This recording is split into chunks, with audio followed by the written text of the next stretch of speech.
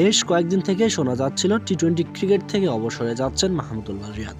চলতি ভারত সিরিজই হচ্ছে তার ক্যারিয়ারের শেষ টি-20 সিরিজ, আর এবার সেটাই সত্যি হতে যাচ্ছে। টেস্ট ক্রিকেটকে বিদায় জানিয়েছিলেন 2021 সালে। জিম্বাবুয়ের বিপক্ষে বেশ নাটকীয়ভাবেই হয়েছিল সেটি, আর এবার কোনো নাটকীয়তা নয়।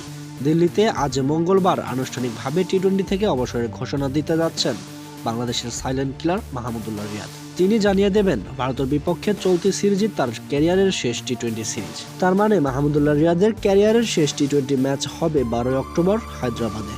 তার আগে আজ দিল্লিতে খেলবেন ভারতের বিপক্ষে দ্বিতীয় টি-20। ভারতের বিপক্ষে দিল্লিতে দ্বিতীয় টি-20তে মাঠে নামার আগেই মাহমুদুল্লাহ রিয়াদ তার অবসরের কথা জানিয়ে দেবেন। 2007 সালের সেপ্টেম্বরে নাইজেরিয়াতে কেনিয়ার বিপক্ষে টি-20তে অভিষেক হয়েছিল তার। সেই থেকে বাংলাদেশের হয়ে এখন পর্যন্ত সর্বোচ্চ 139টি টি-20 খেলেছেন মাহমুদুল্লাহ রিয়াদ। 117.78 স্ট্রাইক রেটে রান করেছেন 2395, যার গড় 23.48। 2018 থেকে 2022 সাল পর্যন্ত টি-20তে বাংলাদেশকে নেতৃত্ব দিয়েছিলেন তিনি। আর তার অধীনস্থ হয়ে 2021 সালে আরব আমিরাতে বিশ্বকাপ খেলেছিলেন বাংলাদেশ। একে একে বাংলাদেশ ক্রিকেট থেকে বিদায় নিচ্ছেন বাংলাদেশের সবচেয়ে বড় তারকারাই। এরপর কেমন হবে বাংলাদেশ ক্রিকেটের ভবিষ্যৎ? তাদের অবদান চির অমলিন। তারা মিশে থাকবে 20 কোটি বাংলাদেশি ক্রিকেট প্রেমীদের মনে।